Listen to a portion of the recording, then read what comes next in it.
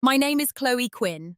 I'm 36 years old, and until recently, I would have described myself in very simple terms: wife, homeowner, financial analyst, the steady one in the room. Most people would describe me differently. They would say I'm quiet, practical, low maintenance, the kind of woman who doesn't make scenes, the kind who adapts, who smooths things over, who understands that families are complicated and that love sometimes means compromise. They would not say I'm strategic. They would not say I'm observant. And they definitely would not say I'm someone who walks away from something she built. For 12 years, I was married to a man who believed stability was the same thing as permanence.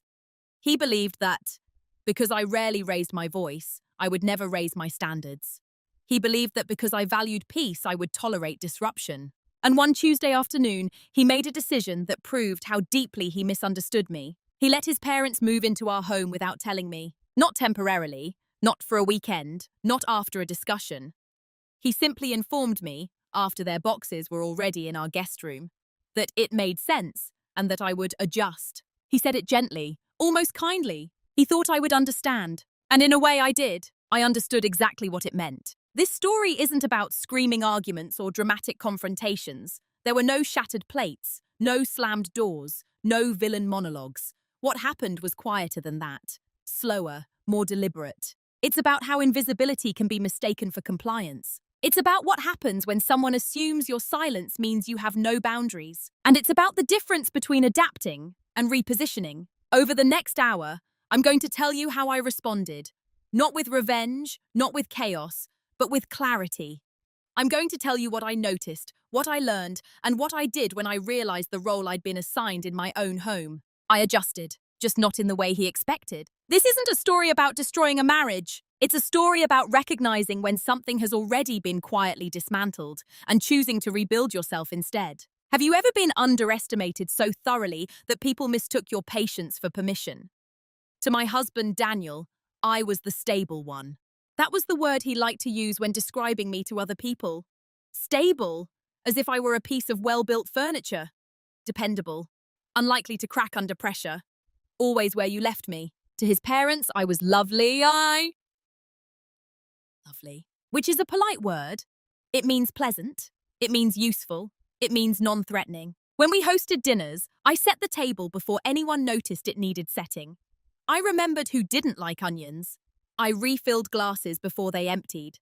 I absorbed awkward pauses and redirected conversations when Daniel's father drifted into politics. I did these things quietly, efficiently. And because I didn't narrate my effort, it disappeared. I worked full-time in financial risk analysis. My job required precision, pattern recognition, the ability to identify exposure before anyone else noticed it. I managed portfolios worth more than our house. I advised executives twice my age. But at home, I was treated like the gentle one, the accommodating one. Daniel would joke, "Chloe doesn't mind. She's flexible." And I would smile, because flexibility had always been framed as a virtue. When his mother commented that the guest room felt a bit plain, I nodded and ordered new curtains. When his father rearranged the garage because he had a better system, I reorganized around his changes. I told myself it wasn't worth friction. I told myself that marriage required elasticity. And to be fair, Daniel wasn't cruel. That's important to say. He didn't shout. He didn't belittle me. He simply assumed that my calm nature meant my preferences were optional. There's a difference. I remember one evening at a family barbecue. I had just finished explaining a market shift to Daniel's cousin, who later thanked me because it helped him reconsider a bad investment, when Daniel laughed and said, "Chloe's the brains. I just try to keep up." Everyone chuckled. It sounded like praise. But then his mother added, "Well, it's good someone around here is sensible. Daniel's lucky she doesn't demand much."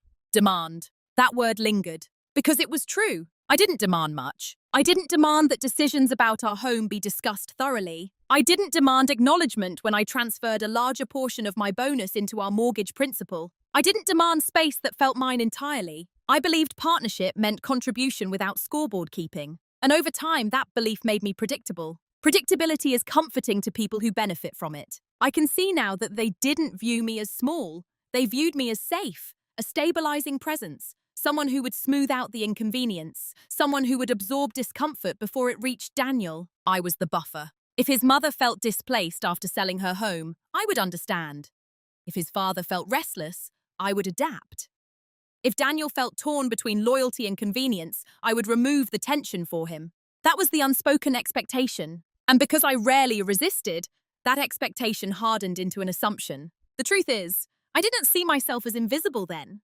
I saw myself as mature, self-controlled, above petty disputes. But invisibility doesn't always feel like darkness. Sometimes it feels like being relied upon without being considered. The week before everything changed, Daniel told a friend, "Chloe's easy. She goes with the flow." He kissed my temple when he said it. He meant it as a compliment, and I let it land like one. Because at that point, I still believed that being easy to live with was the same thing as being respected. I hadn't yet realized how dangerous that equation could become. The day Daniel told me his parents were moving in, it didn't begin dramatically. It began with a text. "Hey, small update. Mom and Dad will stay with us for a bit. Makes sense logistically. We'll talk tonight." Small update. I read it twice while sitting at my desk, a spreadsheet open in front of me. I remember noticing how carefully neutral his tone was. No question mark. No, "How do you feel about this?" Just information. Delivered. I didn't respond immediately. At 6:12 p.m., I pulled into our driveway and saw a silver SUV I didn't recognize. The trunk was open. Boxes stacked neatly on the curb.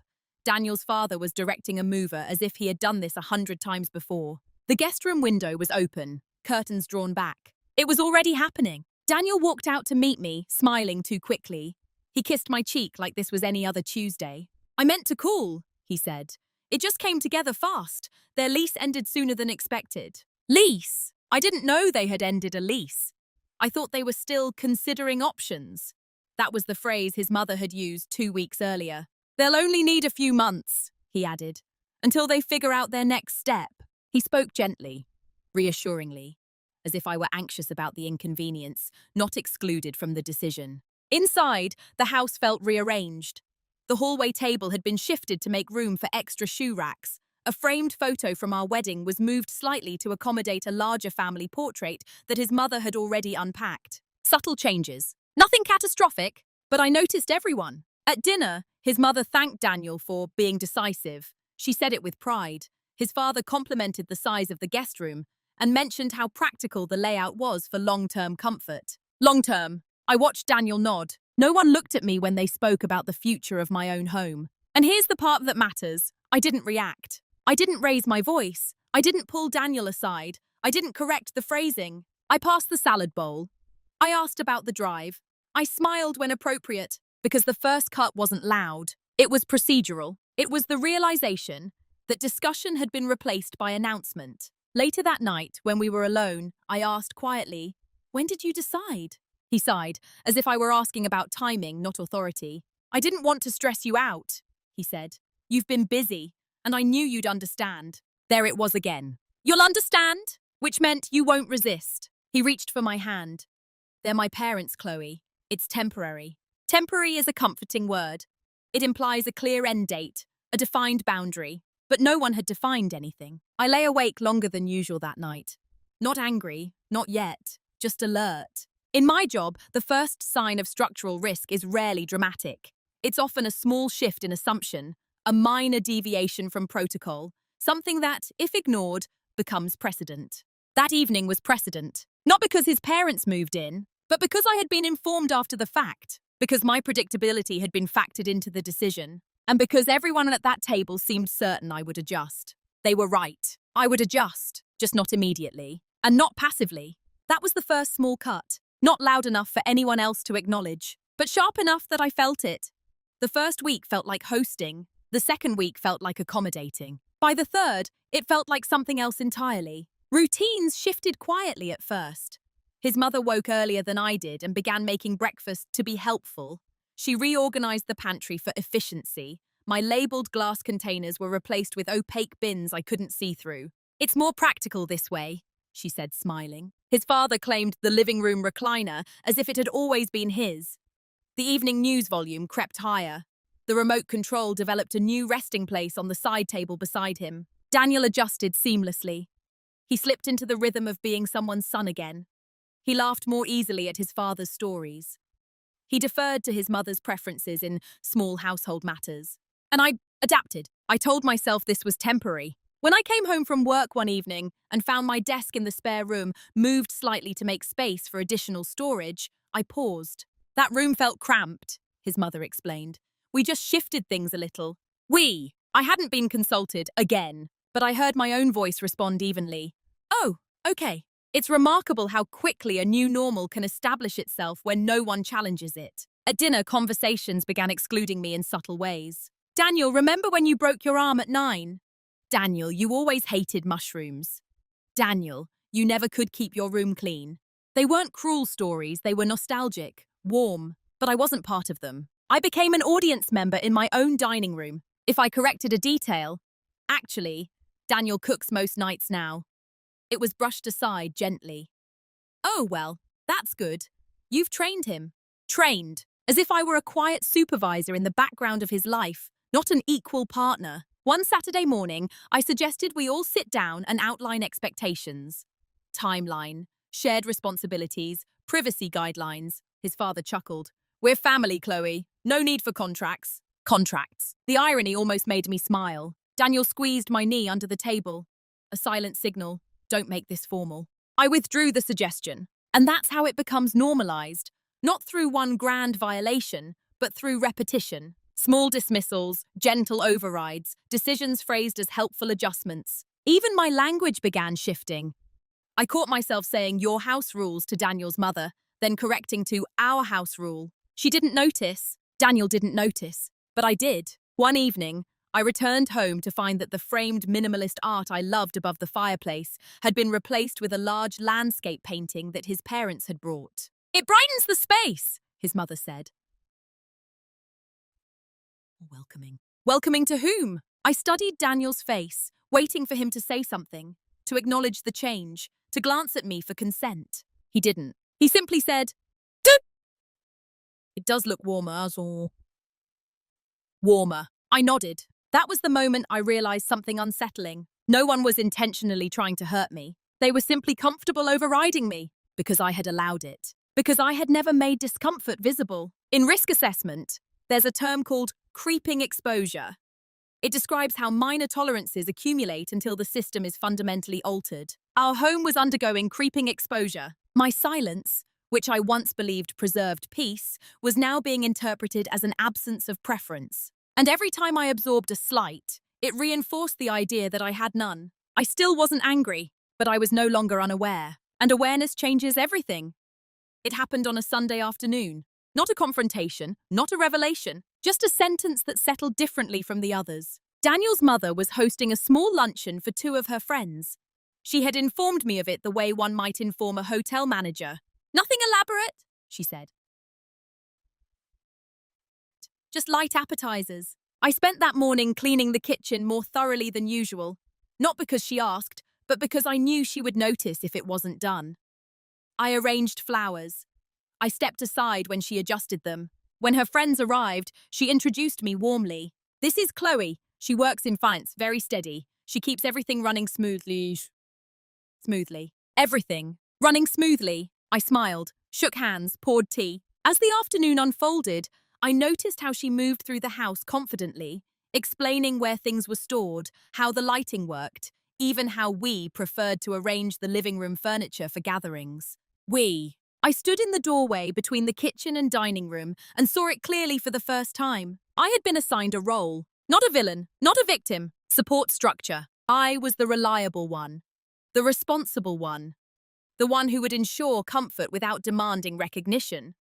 The one who would smooth any tension before it formed. And Daniel, whether consciously or not, had agreed to that casting. That evening, after the guests left, I overheard something from the hallway. His father said, "You married well? She doesn't challenge you much." Daniel laughed softly. "Chloe's not dramatic?" "Not dramatic." As if restraint was synonymous with absence. I didn't confront him. I went upstairs and sat at my desk, what was left of it anyway, and opened my navy leather notebook. For years, that notebook held numbers. Investment models, mortgage amortization schedules, retirement projections. That night, it held something else. Observations. Not emotional ones, structural ones. I wrote, no discussion before permanent household change. Space modified without consent. Social positioning. Chloe equals stability, not authority. Assumption. She will absorb. When you work in risk, you learn to distinguish between noise and pattern. This was a pattern. I began reviewing our financial structure out of habit more than suspicion. The mortgage contributions, the title documentation, the joint accounts, the emergency fund allocations. Not because I planned to leave, but because I realized something quietly sobering. If I had no clearly articulated boundaries in my own home, then I needed clarity somewhere. That clarity would be in facts. Daniel came upstairs later and wrapped his arms around me from behind. Thanks for today, he said. Mama really appreciated it. I nodded. He kissed my shoulder. I know it's an adjustment, but you're handling it like you always do. Like I always do. There was affection in his voice, but also certainty. Certainty that I would remain in this role indefinitely. I closed my notebook after he left the room. For the first time, I understood that being reliable had turned into being predictable. And being predictable meant I was no longer being factored into decisions as an equal variable. I wasn't furious. I was recalibrating. Because once you recognize the role you've been assigned, you have two options. Perform it or rewrite it. That Sunday, quietly, without announcing it to anyone, I chose to stop performing. The shift didn't happen during an argument. It didn't happen because someone crossed a dramatic line. It happened on a Wednesday evening in the laundry room. I was folding towels. Our towels, the ones I had chosen 2 years earlier, after comparing fabric density and durability, like it was a research project. Daniel's mother walked in, holding a small stack of new ones. I picked these up today, she said. The old ones were getting worn. I looked down at the towels in my hands. They weren't worn. They were softened, yes, broken in, familiar. These are still in good condition, I replied gently. She smiled in that patient way that implies kindness, but carries dismissal underneath. It's nice to refresh things. Daniel always liked brighter colours.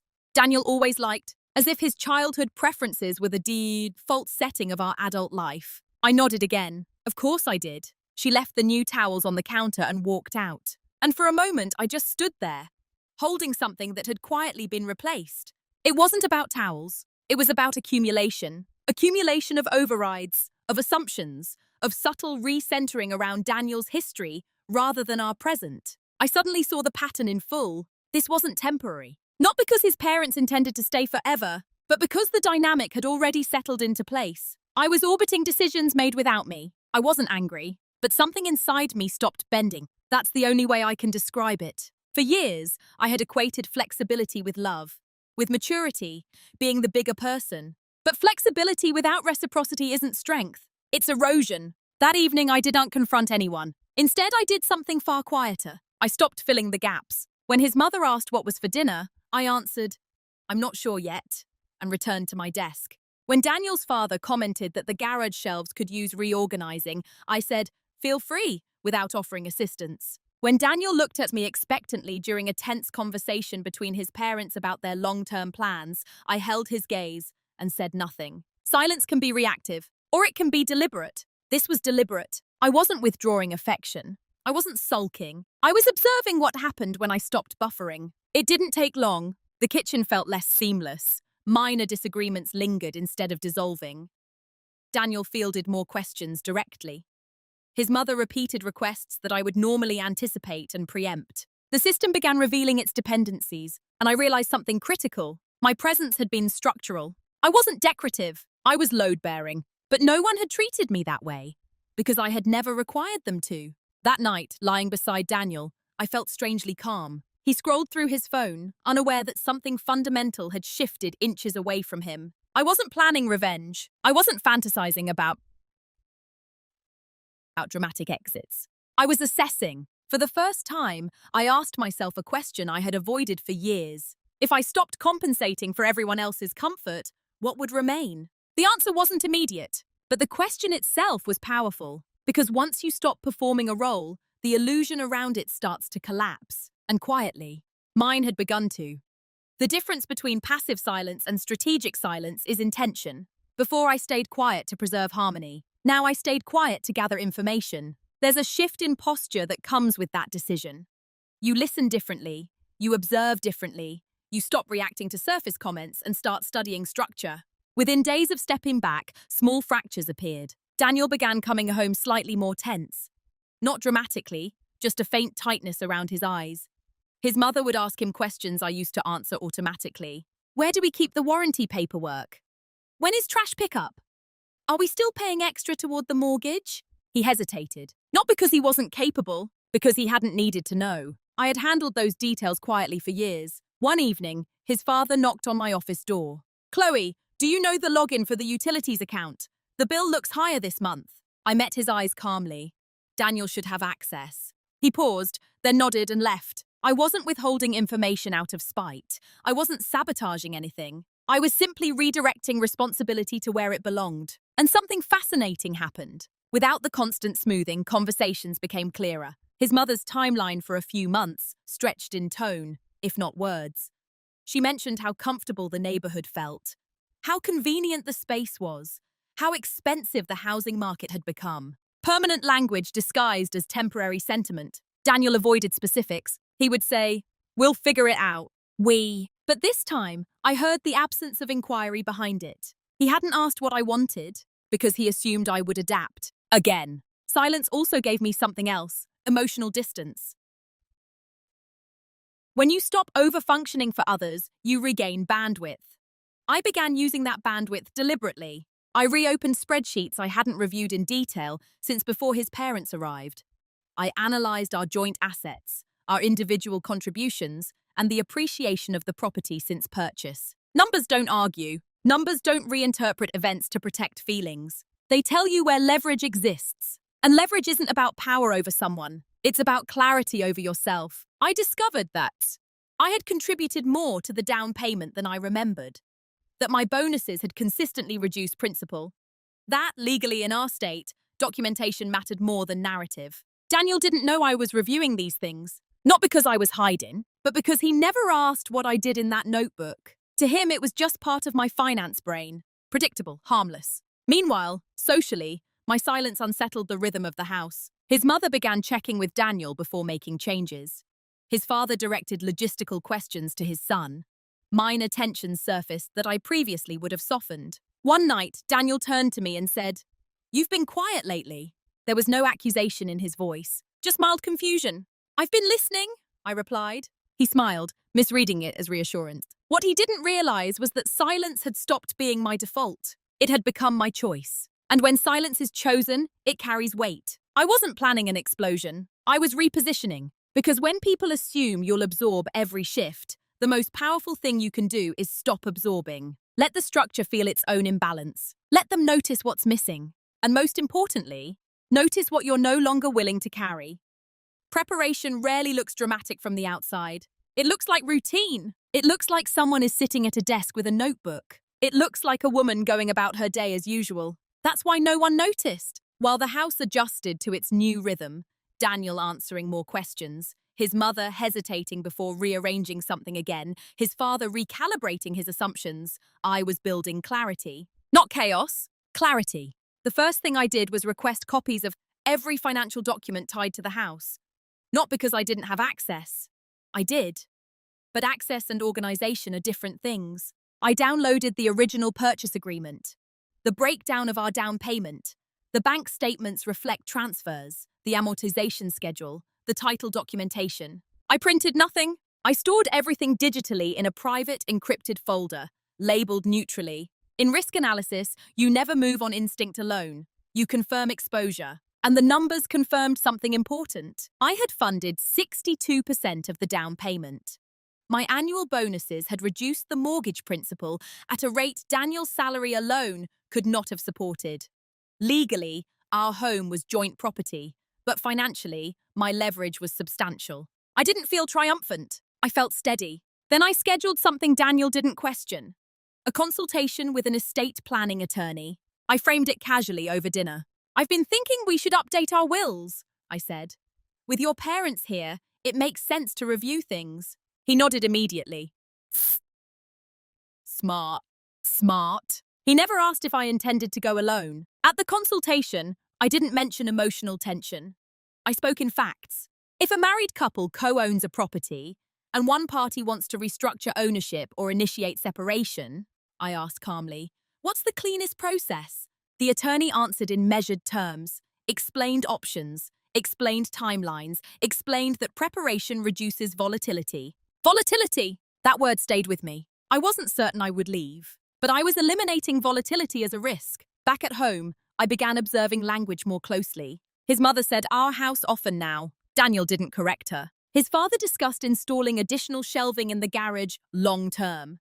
Daniel responded, "We'll see. We'll see" as a placeholder for avoidance. And avoidance is a signal. I also began documenting moments, not emotionally but factually. Date, event, decision made without consultation. Not for court, for clarity. There's something empowering about seeing a pattern in ink. It removes doubt. It removes the temptation to gaslight yourself. Because that's what invisibility can do. It makes you question whether you're overreacting, whether you're too sensitive, whether it's not that big of a deal. But when you track repetition, it stops being a feeling. It becomes data. Meanwhile, I made one external adjustment that no one noticed. I opened a separate savings account in my name only. Not secretly siphoning shared funds, not hiding income, simply redirecting future bonuses there instead of into joint prepayment. That decision felt quiet but profound. For years, every surplus dollar I earned went directly into our future. Now I was reserving some of my future for myself. Daniel didn't question the shift because he never tracked the mechanics of those transfers. He trusted that I handled it. And I did, just differently. Socially, I remained composed. I attended dinners. I contributed politely. I showed no visible resentment. But internally, I was repositioning. You don't wait for the collapse to check the foundation. You check the foundation when you first sense misalignment. What they never noticed was that I had stopped reacting and started planning. They never noticed that silence had turned into strategy. They never noticed that the woman they believed would endlessly adjust was calculating alternatives, not out of spite, out of self-respect. And once self-respect becomes the axis of your decisions, everything else begins to realign around it. I wasn't building an escape plan. I was building optionality. And optionality is power. The reveal wasn't something anyone told me. It was something I realized. And it happened in the least dramatic way possible, while reviewing a clause in our original mortgage agreement. Buried in the documentation was something I hadn't fully registered 12 years earlier. The down payment percentages were recorded. Not symbolically, not loosely, precisely.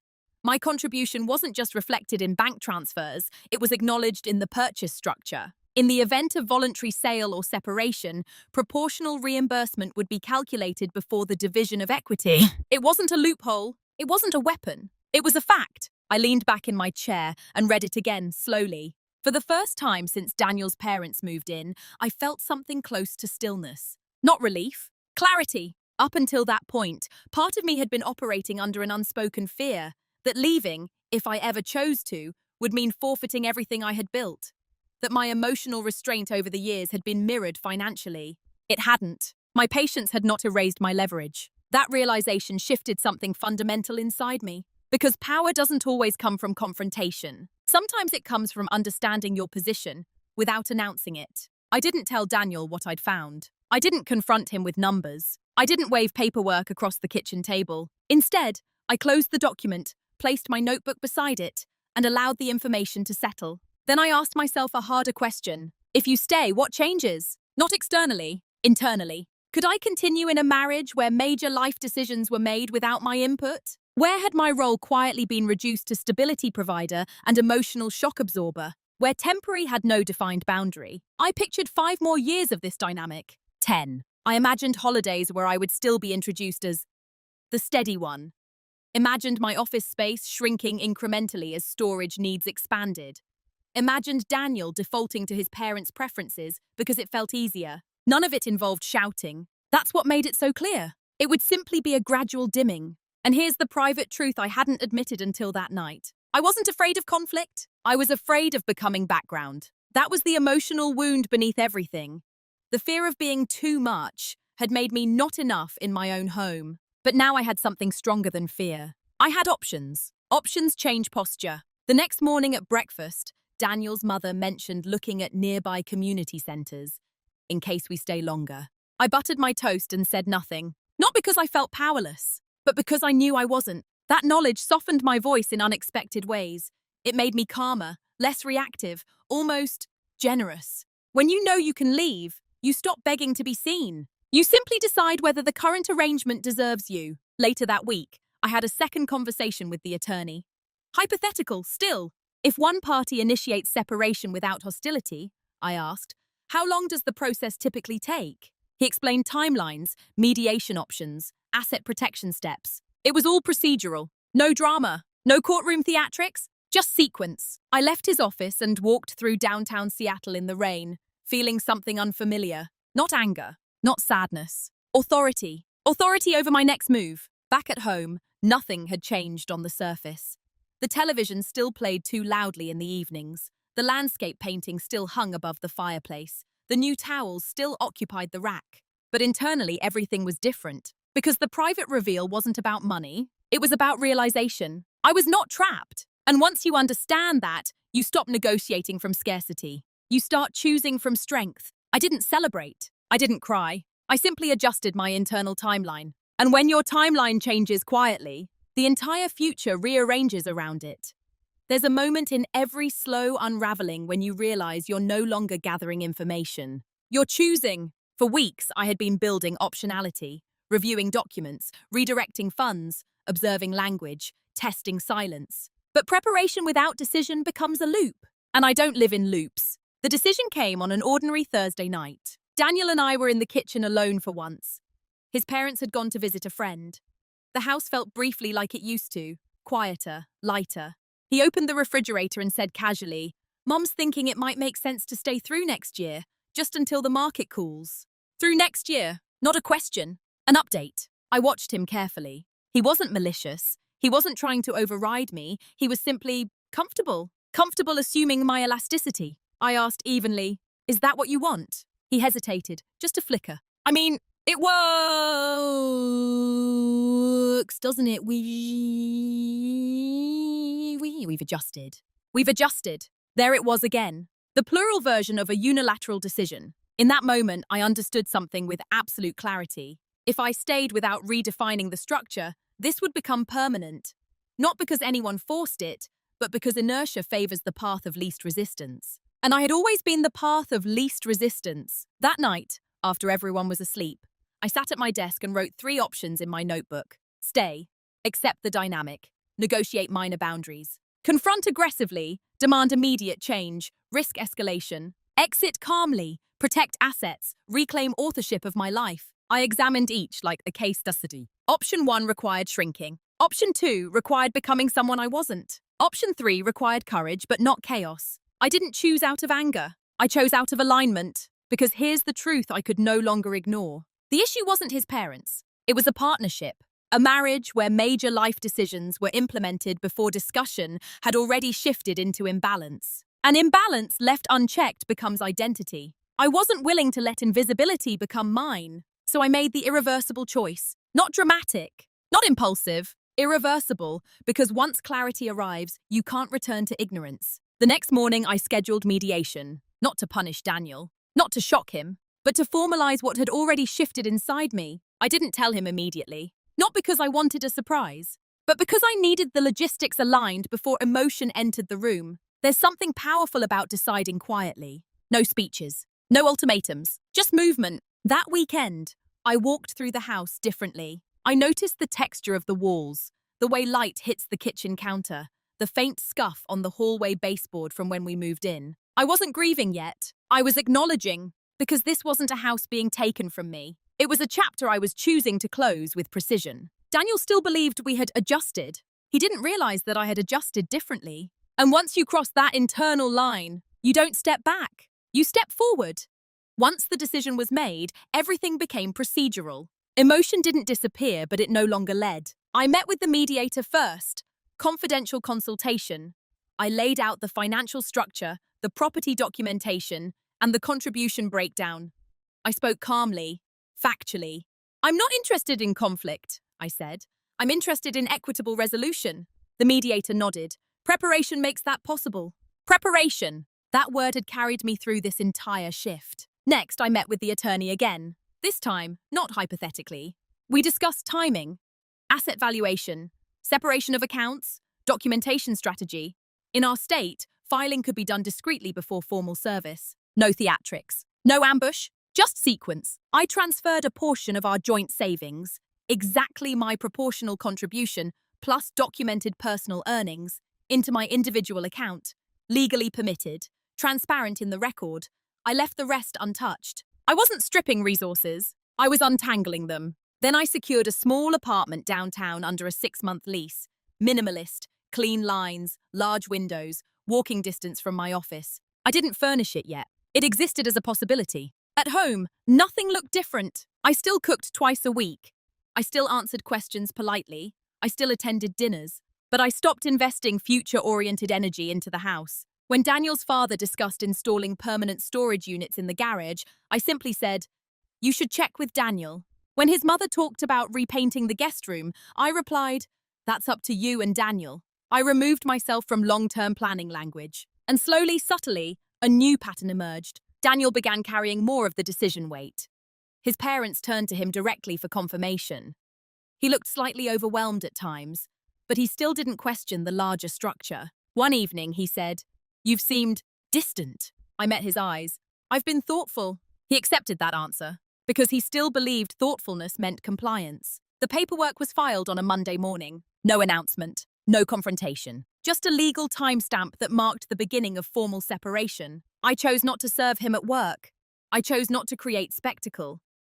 The documents would arrive at home, discreetly, later that week. Until then, I moved quietly. I packed small items first, personal books from my office, jewelry, important documents, my Navy notebook. I did it gradually, a few items at a time. No empty shelves. Strategic invisibility. On Wednesday night, Daniel's mother thanked me for being so flexible about extending their stay. I smiled. "I've made some adjustments," I said. It wasn't sarcasm. It was true. What none of them realized was that the structure they believed was stable had already shifted underneath them. The equity calculations were underway. The mediation schedule was set. The lease was signed. I wasn't waiting for permission. I was executing the sequence. Because when you move in silence, the impact isn't loud. It's structural. And by the time anyone notices, the decision has already been made. The envelope arrived on a Friday afternoon. Plain, professional, unremarkable. Daniel found it on the kitchen counter while I was upstairs finishing a call. I heard the silence before I heard anything else. There's a specific kind of quiet that follows realization. Not confusion, not denial. Recognition. "Chloe," he called. Not sharply, not angrily, just uncertain. I walked downstairs slowly. I didn't rush. I didn't brace. He was standing at the counter, the documents open in his hands. His mother was in the living room. His father was adjusting the television volume, unaware. Daniel looked at me, as if trying to reconcile two versions of reality. "What is this?" His voice wasn't raised. "It's a filing," I said evenly, "for mediation and separation." The word separation hovered in the space between us. His brow furrowed, not in rage, but in disbelief. "Because of my parents?" It would have been easy to say yes, easy to simplify, but that wasn't accurate. "No," I replied, "because of the partnership." That was the first time I saw something shift behind his eyes. Not anger, awareness. His mother stepped into the kitchen then, sensing tension. "What's going on?" Daniel didn't answer immediately. He was still looking at me. I held his gaze calmly. No tears, no shaking hands. His father joined a moment later. Daniel finally said quietly, "Chloe filed for separation." Silence spread through the room like slow-moving fog. His mother's expression moved through stages. Confusion, then offense, then something closer to fear. "But we're family," she said, as if that word alone could reverse paperwork. "I know, I answered gently. His father cleared his throat. This seems drastic." Drastic. It was interesting to hear that word now. No one had considered it drastic to move into our home without asking me. No one had considered it drastic to extend timelines without consultation. But the consequence often feels more dramatic than the cause. Daniel turned to me again. "Why didn't you talk to me?" I considered that carefully. "I tried," I said, in smaller ways. He opened his mouth to respond but paused, because somewhere in his memory, those smaller ways existed. The suggestion is to outline expectations, the questions about the timeline, the subtle hesitations. He had heard them. He just hadn't treated them as structural. His mother's voice tightened. We would never have stayed if we knew. I didn't interrupt, because the truth was, they probably would have. Not out of cruelty, out of comfort. Over the next few days, the house felt different. Not hostile, unsteady. Daniel walked more slowly through the rooms. He answered his parents' questions with visible strain. Conversations about shelving and repainting stopped entirely. Loss has a way of clarifying weight. The house no longer felt like a seamless system. It felt contingent. Daniel approached me late Sunday night. I didn't think you'd go.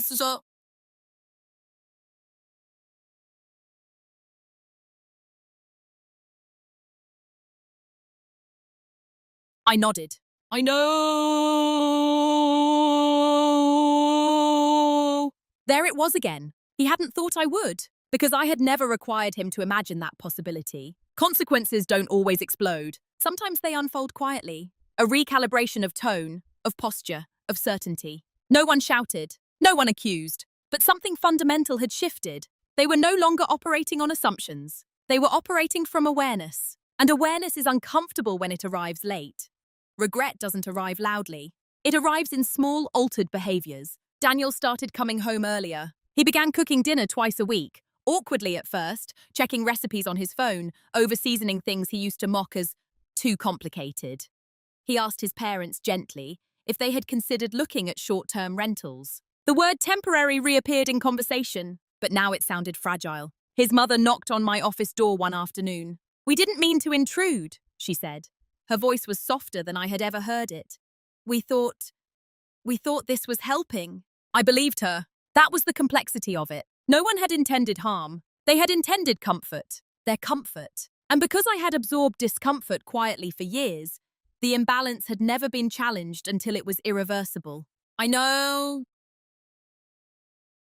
I said. She looked at me as if expecting more. An opening. A reconsideration. But clarity doesn't recede just because someone discovers it late. Daniel tried next. One evening, after his parents had gone to bed, he sat across from me at the kitchen table. I can ask them to leave, he said. If that's what this is about. There it was, the solution framed as a single adjustment, as if removing his parents would restore the original structure. But structures don't revert to original integrity after stress fractures. They reveal where reinforcement was missing. It's not about asking them to leave, I replied calmly. Then what is it about? His voice wasn't angry. It was strained, searching. It's about decisions being made without me, I said, repeatedly, and being expected to adapt. He leaned back, running a hand through his hair. I didn't realize it felt like that. I nodded. I know! That phrase held no evil. No accusation anymore. Just a fact. Over the next week, the house filled with attempts at correction. His father offered to remove the garage shelving he had discussed installing. His mother asked before moving a single object. Daniel began checking in on small matters. What to cook, when to schedule appointments, even what color light bulbs to buy. The effort was visible and sincere. But sincerity after consequence is not the same as partnership before it. Because what I had discovered in those quiet weeks wasn't anger. It was misalignment. I didn't want to monitor whether I was being consulted. I wanted consultation to be instinctive. Daniel finally asked the question he had been circling. Is there anything I can do to fix this? I looked at him carefully. Fixing implies repair of a break. This wasn't a break. It was an awakening. I think we grew into different expectations, I said. His eyes searched my face for hesitation. There wasn't any. Mediation sessions were scheduled. Financial disclosures exchanged. Timelines formalized. No raised voices. No dramatic pleas. Just paperwork and long silences. His parents began packing slowly. Not because I demanded it, because they understood their presence had become part of something larger than housing. The house felt hollow in a new way now. Not tense, transitional. Daniel stood in the hallway one night and said quietly, I never thought you would leave. I met his gaze. That was the problem. And sometimes, when someone realizes the depth of their assumption, it's already too late to rebuild on the same foundation. The final conversation happened on a Tuesday evening. Not because mediation demanded it, not because someone forced closure, but because Daniel asked for one. His parents had already secured a short-term rental across town. Boxes lined the hallway again, this time moving outward. The house echoed slightly, familiar but altered. We sat across from each other at the dining table. No raised voices, no dramatic pauses, just two people finally speaking without assumptions. I need to understand, Daniel said quietly.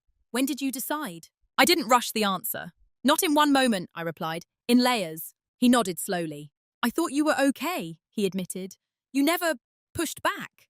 I did, I said gently. Just not loudly.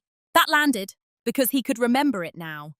The suggestion is to outline expectations, the questions about the timeline, the subtle hesitations when language shifted from temporary to indefinite. He had interpreted calm as agreement. I thought giving my parents stability was the right thing, he said. It probably was, I answered. For you. That distinction mattered. For you. He looked down at his hands. I didn't realize I was asking you to give up space. You weren't asking, I said evenly. You were assuming. There was no venom in my tone, no satisfaction in pointing it out. Just clarity. Silence stretched between us, not hostile but heavy with recognition. I would have changed it, he said after a moment. If I'd known it meant losing you. I studied him carefully. And this was the hardest truth of all. I know, because I believed him. But love offered, after a boundary is crossed repeatedly, doesn't erase the crossing. It simply reveals that the boundary was never fully seen. I don't want to fight you, he added. I'm not fighting, I replied. That was the difference between us in that moment. He was trying to save something. I was acknowledging it had already shifted beyond repair. The confrontation wasn't explosive. It was precise. I need a partnership where I'm consulted before life changes, I said. Not accommodated after. He closed his eyes briefly, absorbing that. I thought you were strong enough to handle it. I am, I answered. That's why I'm leaving. Not to punish, not to prove a point, but because strength isn't enduring misalignment indefinitely. It's recognizing when endurance becomes self-erasure. Daniel didn't argue. He didn't shout. He didn't beg. He simply nodded.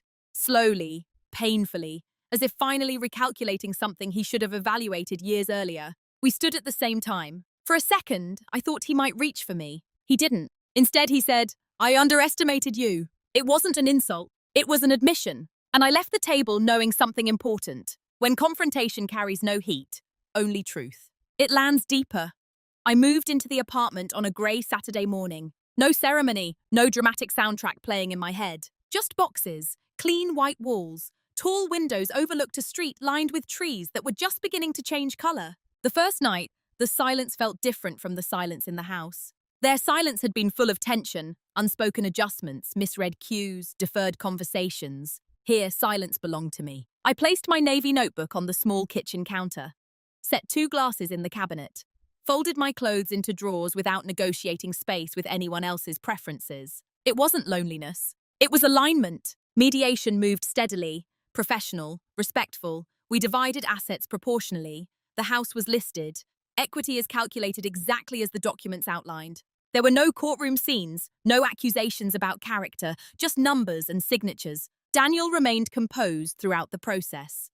Polite, reflective, occasionally distant in a way that suggested he was replaying everything with a new understanding. His parents sent a brief message before final papers were signed. We never meant harm. We hope you find happiness. I believed them, and that belief allowed me to leave without bitterness. Because this was never about villains.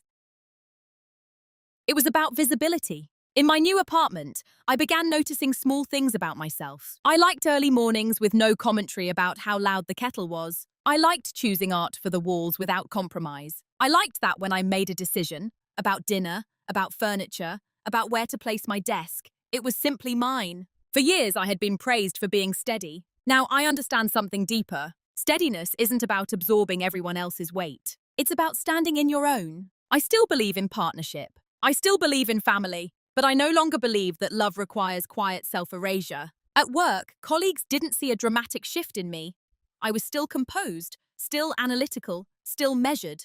But internally, I felt expanded, as if reclaiming authorship of my life had created space I didn't know was missing. Sometimes, late at night, I think about the house, the hallway light, the way rain used to hit the windows. I don't feel regret. I feel gratitude for the lesson, because being underestimated taught me something powerful. You don't have to raise your voice to redefine your life. You just have to stop accepting a role that no longer fits. And now, when someone calls me steady, I smile differently, because steadiness is no longer something I offer at the expense of myself. It's something I own.